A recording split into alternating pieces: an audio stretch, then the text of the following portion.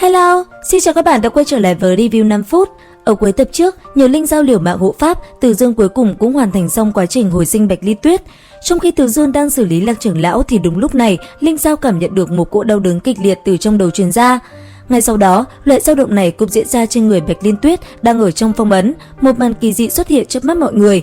Từ trong phong ấn, khuôn mặt Bạch Liên Tuyết bỗng trở nên bi thương, khóe môi nàng không ngừng run rẩy mấy câu: "Sư tôn, đừng bỏ ta." Vẻ thống khổ xuất hiện trên khuôn mặt có đường nét gần như hoàn mỹ này lại làm cho Từ Dương cảm thấy một tia kinh hỉ. Bởi vì theo lý thuyết mà nói, chỉ cần trên thân thể nàng xuất hiện dấu hiệu phản hồi thì có thể chứng minh thuật phục sinh này trên cơ bản là đã thành công. Bạch Liên Tuyết từ từ mở to hai mắt, sau hơn vạn năm ngủ say, nàng rốt cuộc cũng tỉnh lại, ánh mắt nhìn Từ Dương có chút thất thần. Sau đó, quay qua phía Linh Giao, khi hai ánh mắt chạm nhau, hai người tự hồ sinh ra một cảm giác kỳ lạ, vừa thân thuộc nhưng cũng có chút xa lạ. Không đợi Từ Dương mở miệng giới thiệu, Linh Giao đã chủ động vươn tay ra. "Xin chào tỷ tỷ, ta tên là Linh Giao, xin chúc mừng tỷ thành công phục sinh." Hai người nhẹ nhàng nắm tay nhau, nhiệt độ quen thuộc chuyển vào trong thân thể đối phương. Thế nhưng cũng tại một khắc chạm ra thì với nhau, bí mật thuộc về Tam Thiên Đạo Châu ẩn sâu trong đầu một lần nữa dao động. Linh Giao chỉ là thuần túy đau đầu, nhưng trong đầu Bạch Liên Tuyết lại rõ ràng nhảy ra một loạt mảnh nhỏ ký ức phức tạp. "Sư tôn, ta nhớ ra được một ít đoạn ký ức liên quan đến đại bí mật của Tam Thiên Đạo Châu." Từ Dương không nghĩ tới nha đầu này lại vội vã chủ động nhắc tới chuyện này như vậy, liền mở miệng hỏi: "Cái gọi là bí mật kinh thế của Tam Thiên Đạo Châu rốt cuộc là cái gì?" Bạch Liên Tuyết sắc mặt ngưng trọng đáp: "Là chính ngôi sao đến từ thiên ngoại đem lực lượng hủy thiên diệt địa lây nhiễm vào trong long mạch. Nếu đã có liên quan đến long mạch đại lục mà nói, vậy hẳn có thể là đã truyền thừa qua mấy vạn năm." Từ Dương từng đi khắp núi non, ý đồ tìm kiếm bí mật long mạch nhưng không đạt được kết quả gì, cuối cùng cũng không giải quyết được. Có rất nhiều phiên bản truyền thuyết về long mạch ở khắp nơi trên đại lục, nhưng cho tới bây giờ vẫn chưa từng có ai thật sự nhìn thấy bộ mặt thật của long mạch. Bởi vậy, ngày càng có nhiều người bắt đầu hoài nghi truyền thuyết này vốn là hư ảo. Nương theo từng mảnh vụn ký ức của chính mình, Bạch Liên Tuyết vẻ mặt ngưng trọng tiếp tục lên tiếng: "Chuyện này quá trọng đại, những người lúc trước biết được bí mật này cơ hồ đều bị tồn tại vô thượng của Tam Thiên Đạo Châu đuổi cùng sát tận.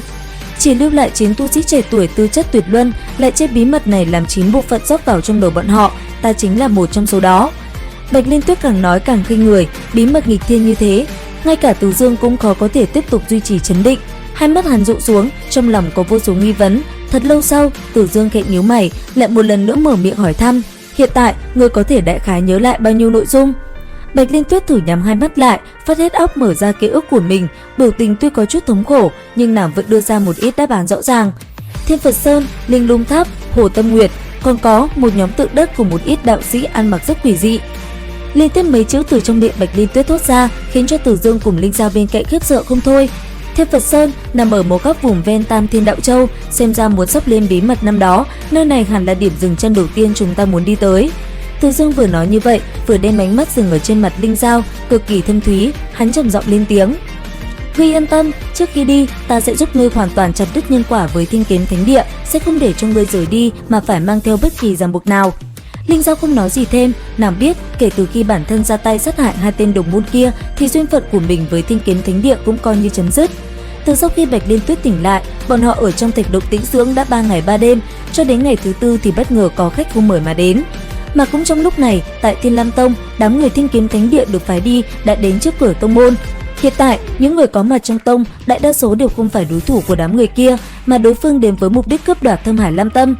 Lão tổ không có ở đây, phòng bảo hộ tông môn cũng sắp bị phá vỡ. Thiên Lam Tông hiện tại chính là rơi vào tình cảnh ngàn cân treo sợi tóc. Đến đây thì cũng hết tập 46 luyện khí 10 vạn năm. Các bạn có tò mò về diễn biến tập tiếp theo hay không? Theo dõi kênh để biết thêm chi tiết nha. Video đến đây là hết. Xin chào và hẹn gặp lại các bạn ở những video tiếp theo.